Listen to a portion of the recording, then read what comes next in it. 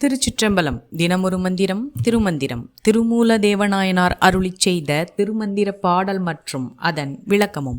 இன்று பாடல் 173 முதல் தந்திரத்தில் செல்வம் நிலையாமை பற்றி. திருமூலதேவநாயனார் திருவடிகள் போற்றி போற்றி.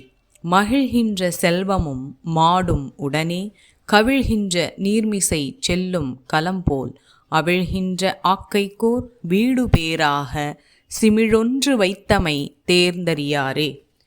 உயிர்கள் தாங்கள் மகிழ்ச்சியாக இருக்க வேண்டி சம்பாதிக்கும் செல்வங்களும் சொத்துக்களும் ஆற்றில் சென்று கொண்டிருக்கும் படகு சட்டென்று வெள்ளம் வந்தால் எப்படி மூழ்கிவிடுமோ அதுபோல சட்டென்று போய்விடும். வெள்ளம் பெருகும் கடலாக இருந்தாலும் அதிலிருக்கும் சிப்பிக்கு எதுவுமே ஆவதில்லை.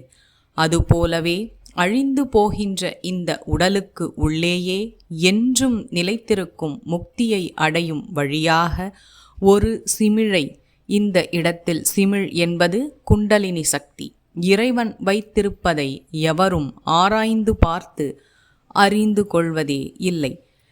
இதன் உட்கருத்து என்னவென்றால், அழிகின்ற செல்வங்களில் ஆசை வைக்காமல் என்றும் அழியாத முக்திக்கு வழிதரும் குண்டலினி சக்தியை தியானத்தால் எழுப்பி அதை சகஸ்ரதலத்தின் உச்சியில் கொண்டு சேர்த்து இறைவனின் நமக்குள் உணர்ந்து அறிவு தெளிவு பெற வேண்டும் என்கிறார் திருமூலதேவ நாயனார்.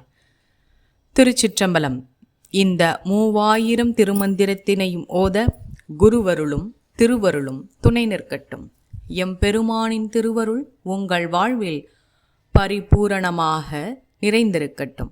உலகம் இன்புற்றிருக்க வேண்டும், அனைவரும் நோயின்றி வாழ வேண்டும்.